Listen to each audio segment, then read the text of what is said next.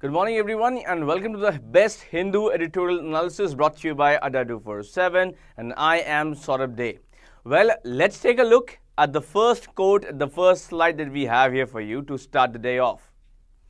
Ambition is the path to success, persistence is the vehicle you arrive in.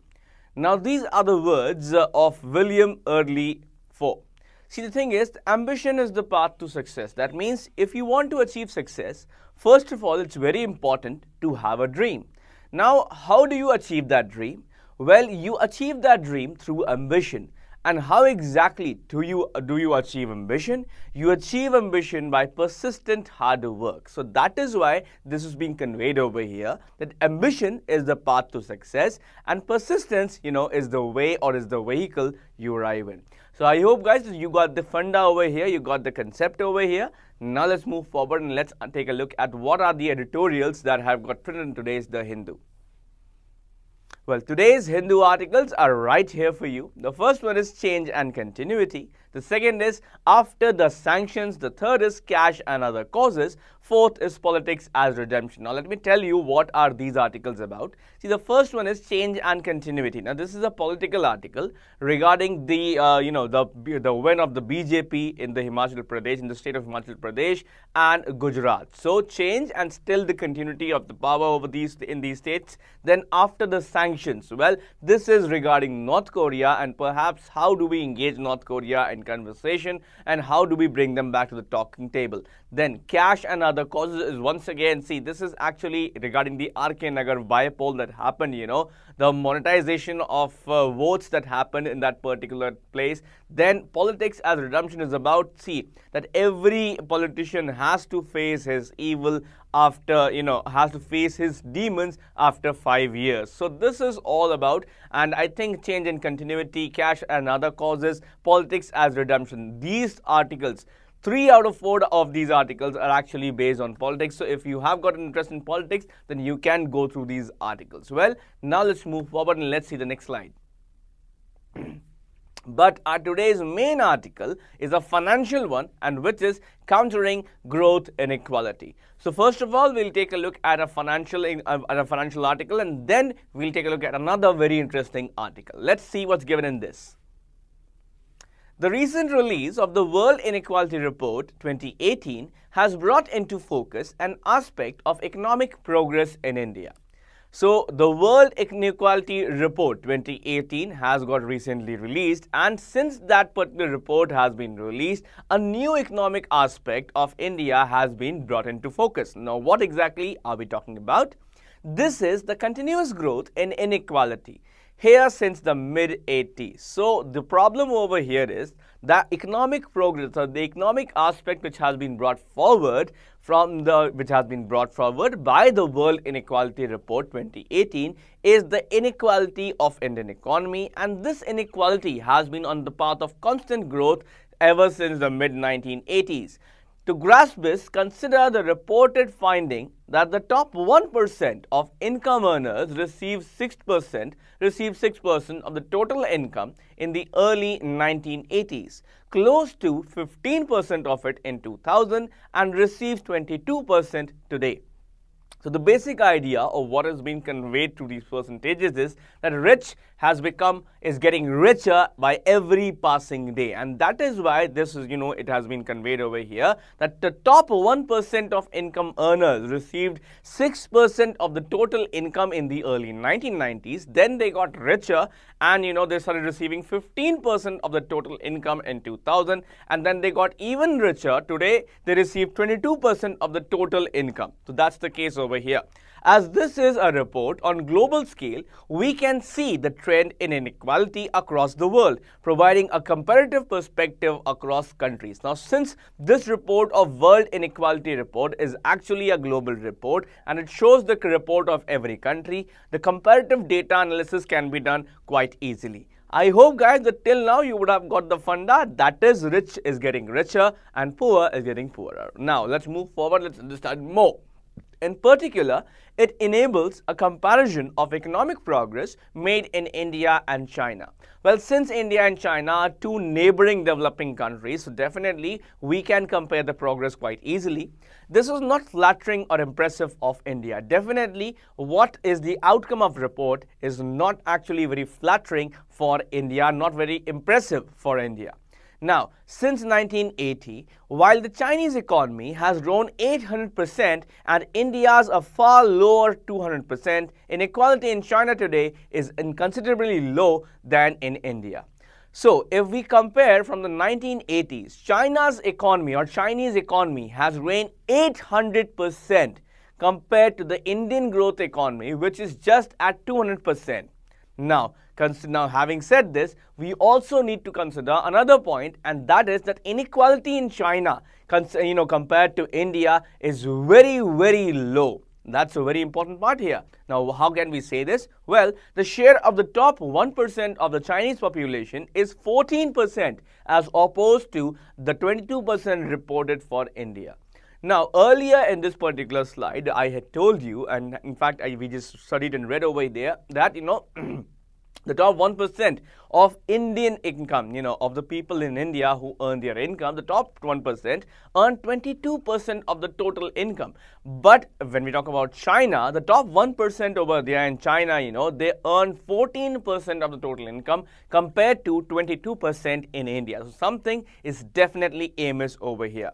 Now, the authors go on to emphasize that growing inequality need not necessarily accompany faster growth, observing that inequality actually declined in China from the early 21st century.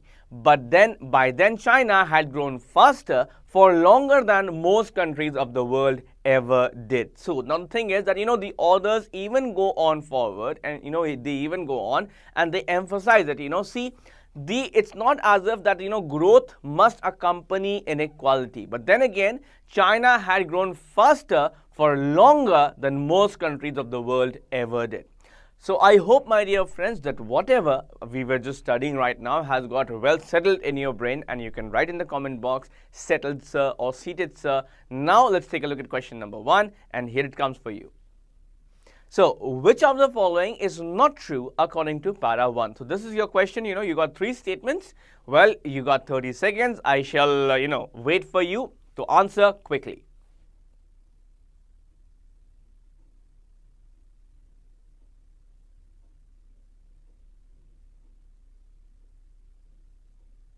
$20 seconds left. Hurry up.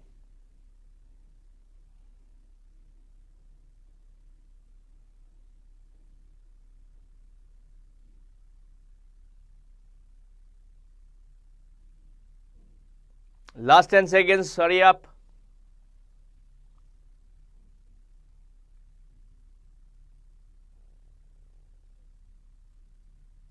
Time's up. Now, it's my turn to take a look at what's the answer over here. See, there are 3 statements over here. Now, you have to suggest it. You had to answer which of the following is not true. Now, statement A is the recent release of the World Inequality Report 2018 has brought into focus an aspect of social progress in India. Was it social progress? What do you say? Now, statement B says this is the continuous growth in inequality here since mid-1980s. So, is it the continuous growth in inequality or was it something else? Then statement C says the top 1% of income earners received 9% of the total income in the early 1980s. Well, if we talk about India or if we talk about China, what do you say? That the top 1% of income earners receive 9% of for either China or India, what that was given in the passage. What do you say, guys? What's the correct answer? Well, let's take a look at the correct answer, and the correct answer is, well, it's option 4, only A and C, because now statement A, it's given an aspect of social progress, rather it should want an aspect of economical progress or financial progress. Then, then statement C over here, the top 1% income earners received 6% of the total income in the early 1980s. That was stated about India. There was no statement on China. So I hope, guys, that this much would have got seated in your brain and your score would have got to 1-on-1 for sure. Let's read more of this interesting article and let's understand more about the financial aspect. So here's the second part of this article, basket of indicators. Now the findings in the World Inequality Report serve as grist or raw material to the mill that is the study of the progress of the nation. Now, in order to understand that which nation is actually progressing and which nation is not progressing, we need to take a look at all of these findings which are mentioned in the World Inequality Report, because they provide the raw material or the base for understanding the progress of any nation. But before we proceed to reflect on them, we may pause to consider their underlying or base methodology. Now, before we go forward with their conclusion regarding the progress of any particular nation, we also need to understand that how exactly do they come to a particular conclusion. In fact, what exactly is the methodology that they do follow. Now, first, the results are based on the share of the top incomes. This is not invalid, but some of the findings may alter if we adopt measures of inequality that characterize the entire distribution. Well, mainly, first of all, that a lot of these results are actually based on the share of top incomes. Now, if we include some other aspect, or if we just alter this particular filter, then perhaps we might get a little different result. To be precise, the inequality ranking of China and India may now reverse. So if we bring some another factor, or if we alter the way in which this thing is being measured, then definitely the actual inequality between China and India may actually reverse. But this need not hold us back, as it is evident that China's performance has far lower poverty and a far higher average income. But you know what?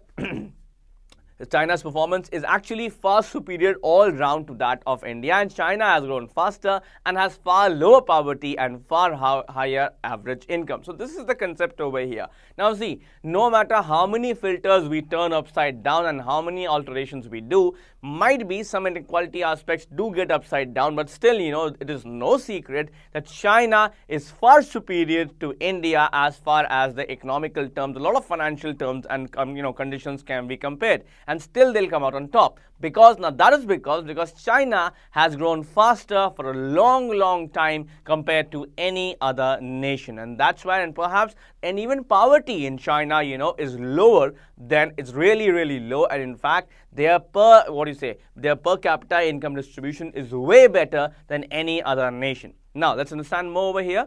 The World Development Indicators indicate, that the data released by the World Bank shows that per capita income in China was 5 times that of India in 2016, while the percentage of the population living on less than $1.90 a day was about 10 times less at the beginning of this decade. Now, these two factors are extremely important that we need to consider when we talk about China's progress. The first point over here is, see, the World Development Indicators, that actually release the data by the World Bank, show very clearly that the per capita income, which I talked about earlier as well, in China was 5 times that of India in 2016, that is, a year ago, while the percentage of the population living on less than $1.90 a day, was about 10 times less at the beginning of this decade. That means, people perhaps who actually try to go around with less than 65 rupees or 67 rupees, depending on today's rate.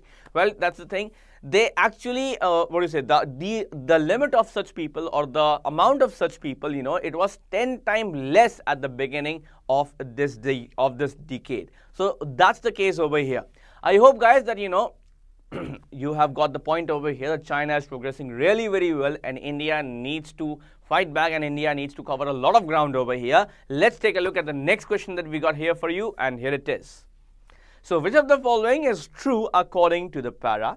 Well, statement A is the findings in the World Inequality Report serve as grist to the mill, that is the study of slowing of nations. Something like that is given in statement B, and pretty much similar is given in statement C. So, you have to answer. You got 30 seconds. Time starts now. Hurry up, people.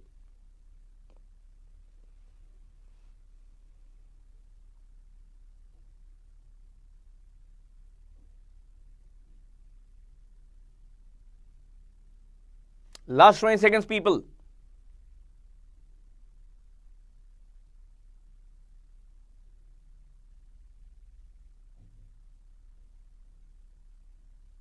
Last 10 seconds.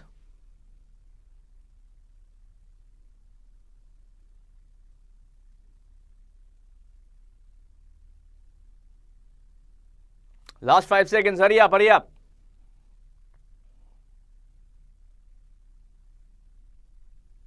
Okay, now, well, we have to guess, or rather we have to get the true statements from these three. Statement A is the findings in the World Inequality Report serve as grist to the mill that is the study of the slowing of nations. Now, statement B says, to be precise, the inequality ranking of China and India may now reverse. Statement C says, the World Development Indicators data released by the World Bank show that per capita income in China was 4 times that of India in 2016. So you had to actually get the true statement. Well, let's take a look at the correct answer, and the answer is, it's option number 2. That means, my dear friends, only B is true according to the para. Now, why is that? See, first of all, in statement A, the findings in the World Inequality Report serve as grist to the mill, that is the study of slowing of nations. Was this slowing of nation, or was it about progress of nation? Now, having said that, statement C, check out statement C, when it says, the World Development Indicators data, released by the World Bank show that the per capita income in China was 4 times that of India, or was it 5 times that of India? What are you saying? That's the case. That is why the statement A and C, they have not been chosen because they are not true. But yes, statement B is actually true. So that's the answer. I hope you got the concept over here. And that was all regarding this particular article. Let me tell you one more thing, that you will get, from now on, you will get the entire PPT of the Hindu editorial discussion instead of the newspaper, because it will be better if you get the entire PPT, as it will help you in focusing on the main parts, on the most important editorial parts of this particular show. So that's the case from now on. As far as this video gets finished or gets uploaded, you shall be provided with the PPT of this entire analysis show. Well, let's take a look at the next article now, and here comes the next one. How India rejects bad patents. Now see, patents over here do not mean patients. We are not talking about patients over here, we're talking about patents over here. That means a lot of people, or let's just say somebody found a cure to some disease. So what they did, they actually take that formula and make that medicine, and then they file for patent that this particular medicine belongs to me, and if anybody wants to buy, then they'll have to offer a particular price for this medicine. So this is something in which a patent is actually gets completed, or gets accepted. But now this story over here that we're going to cover is about how India rejects bad patents. Let's take a look at this very interesting article. In 2005, India made some remarkable amendments to the Indian Patent Act of 1970 to keep medicines affordable in the country. So back in 2005, we can say more than 10 years ago, perhaps 12 years ago, in fact, India made some remarkable amendments to the Indian Patent Act. Alright, so India made some extremely important amendments and corrections to the Indian Patent Act of 1970. And you know what? What was that done? That was done to keep medicines affordable, or cheap in the country. Now, since then, we have faced a significant blowback, or we have faced lots of consequences, not just from the global pharmaceutical industry, but also from developed world, including the US and the European Union. Now, since in 2005, since 2005, we have faced lots of significant and and worthwhile noticing, worth noticing consequences or bad results, not just from the global pharmaceutical industry, but also from developed world and developed countries like the Americans, like the US and the European Union. Now, at the heart of the matter are the strong standards for patents, which India introduced to promote genuine innovation across all fields of technology.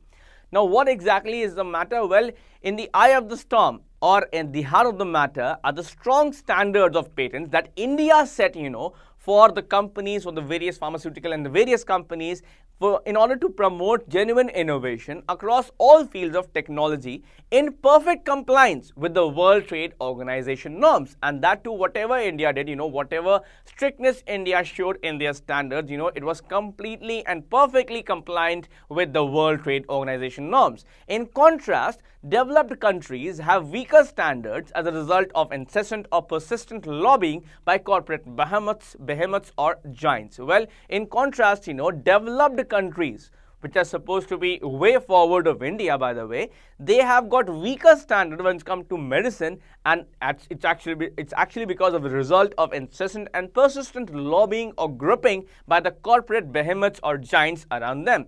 Now, 12 years later, we now know what it means. India rejects bad patents in far greater number than developed countries. So the number of patents filed, in fact, the number of patents rejected by India is way more than the number of patents rejected by the developed countries like the US and perhaps the European Union. Now, the background, what exactly happened? The background, the findings of a new study by us which examined all 1,723 pharmaceutical applications rejected by the Indian Patent Office or IPO between 2009 and 2016 have been an eye-opener. So perhaps, a new study has come forward, and a new study has been brought forward, and the finding of a new study by us, which examined by this particular newspaper's team, by Hindu's team, examined all 1723 pharmaceutical applications rejected by the Indian Patent Office between 2009 and 2016, approximately 7 years, and it actually seemed like an eye-opener. Now, why is this being said? That we'll get to know in the next few slides. As of now, it's time for a royal rumble, Parajumble, and here it comes for you.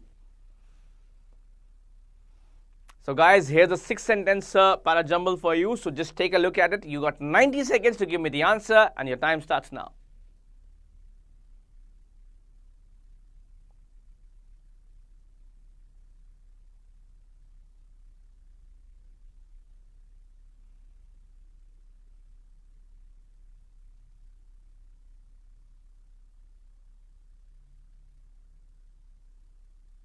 $75 seconds left. Hurry up.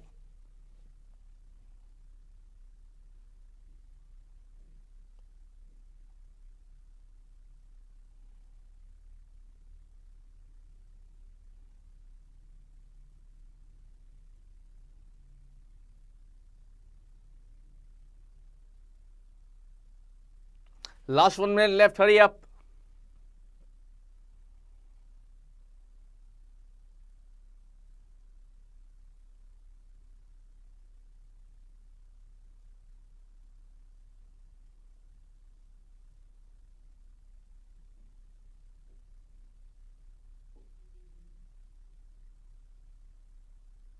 Only 45 seconds left. Hurry up, people.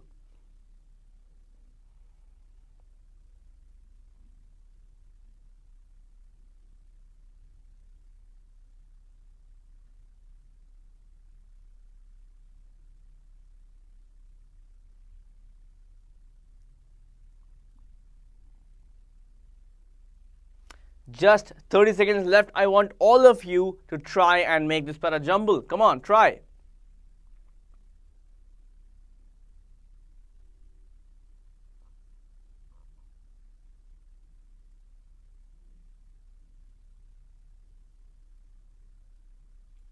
Just 20 seconds left. Quickly.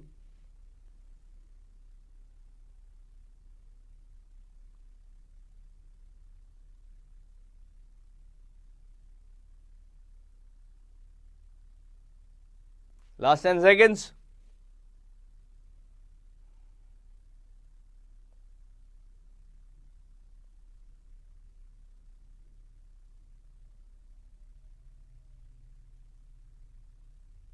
Okay, time's up. So perhaps now it's the time to take a look at the correct answer, and let's see the correct answer, please. Well, guys, here's the correct order for you. It's EAFBDC.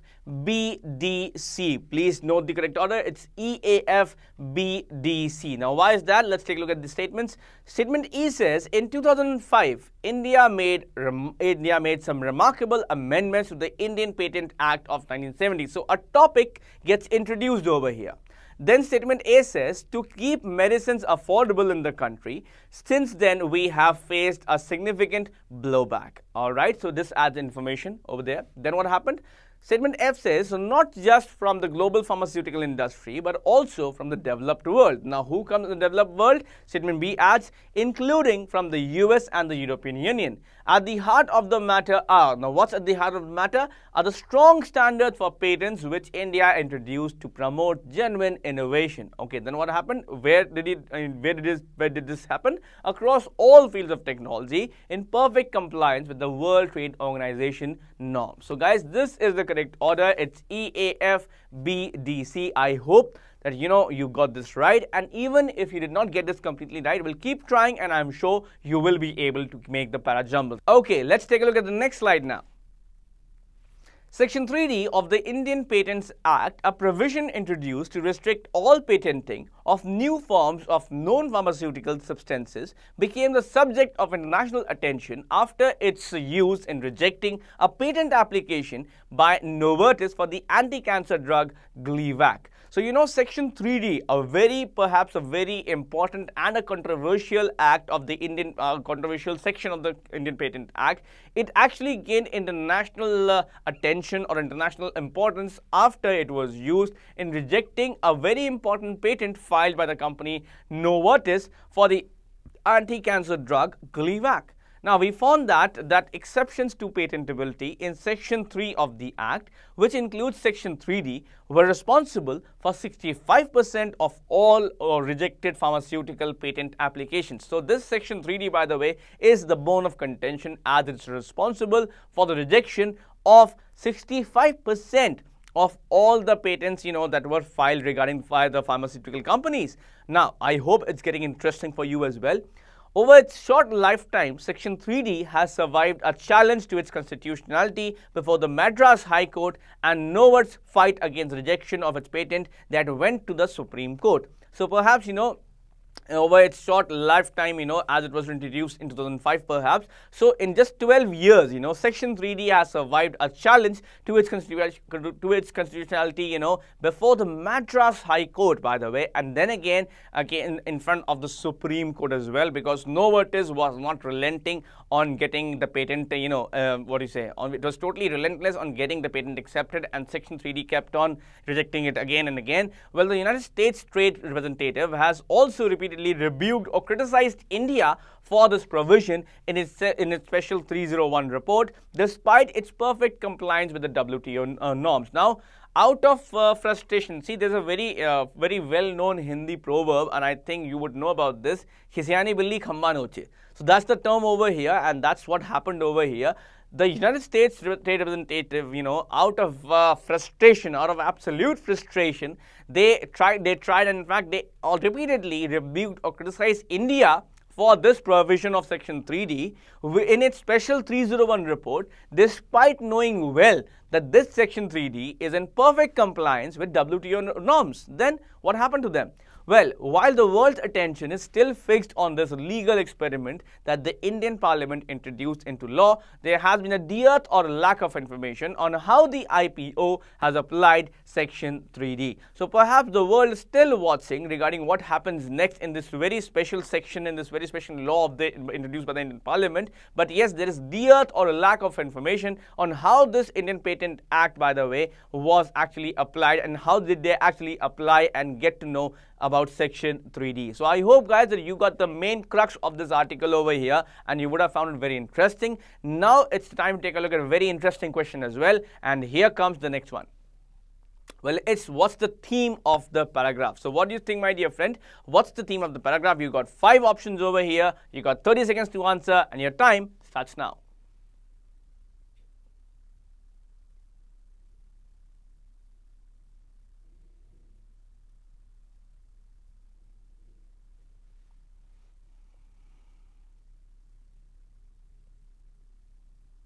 Last 10 seconds, hurry up, people.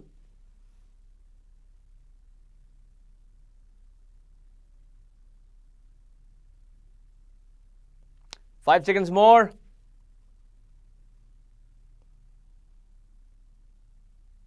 Time's up. Well, now the question over here was, what is the theme of the paragraph? Well, statement 1 says, the fight of India against pharmaceutical companies. All right. Then statement 2 says, India's tough patent standards. Then the number 3 says section 3D of the Indian Patent Act. Then step number 4, option number 4 says international criticism of India over patents. Then option number 5 says India's grit to arm twist foreign companies. Well, I hope you would have marked the correct answer till now. Well, the actual correct answer is, can we have the answer? Yes, it's option number 2, India's tough patent standard. So anybody, I am sure, in fact, all of you would have gone for option number 2 because that was the most obvious option over here compared to other options. So I hope, guys, that you would have enjoyed this session so far and would have scored 4 on 4 so far. But it's about to get more interesting because we have a very interesting section coming up next. And that next section is, well, it's the vocab quiz. So I hope, guys, that all of you who have answered so many questions perhaps are actually ready for improving and polishing your vocabulary and testing your vocabulary. Well, let's take a look at question number 5. So, guys, here's the synonym, here's the word rebuke, and you have to give us a synonym for the word rebuke from the given options. You got 15 seconds and your time starts now. Hurry up.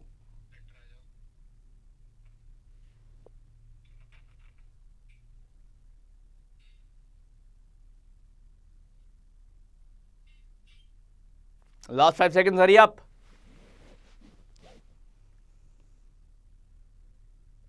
Okay, let's see the answer now. Can we have the answer now? Well, it's option number 2, admonition. Now see, if you talk about the meaning of rebuke, that's criticism. Now we talk about the antonym of rebuke. Well, the antonyms of rebuke are exoneration and endorsement or commendation, because perhaps they means support or respect or, or regards regarding somebody. What we are talking about, criticism. So the synonym of criticism over here has to be admonition. That's option number 2. I hope you marked it correctly. Now let's move forward and let's understand and let's take a look at the next question rather. So here's question number 6 for you. So what's the antonym for the term incessant from the given options? You got 15 seconds and your time starts now. Hurry up.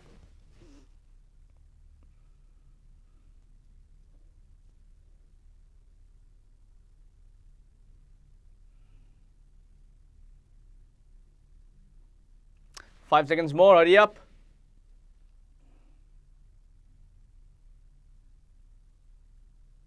Time's up. Well, can we have the answer, please?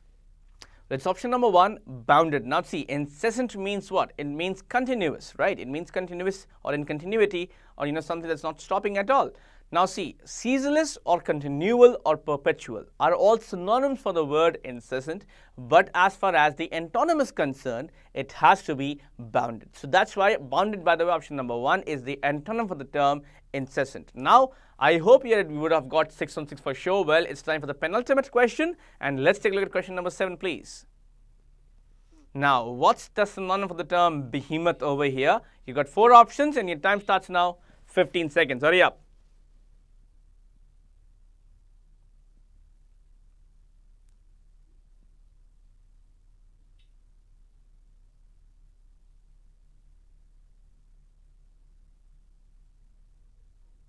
Last 5 seconds, hurry up, people.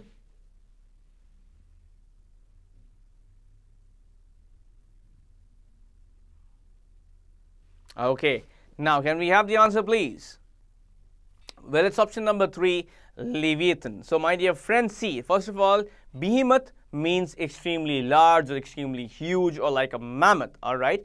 Now, the antonym of behemoth are, tiny, or can be tiny, can be minuscule, can be nano. But my dear friend, the synonym or the similar term over here for behemoth has to be Leviathan, and that's option number 3, Leviathan for you. So I hope, guys, that so far has been so good for you. Now it's a time for ending it nicely, and let's take a look at the question number 8 that we have here.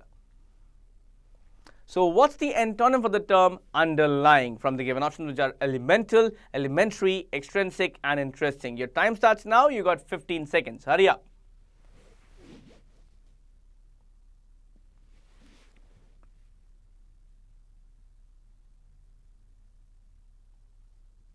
Last 5 seconds. Hurry up.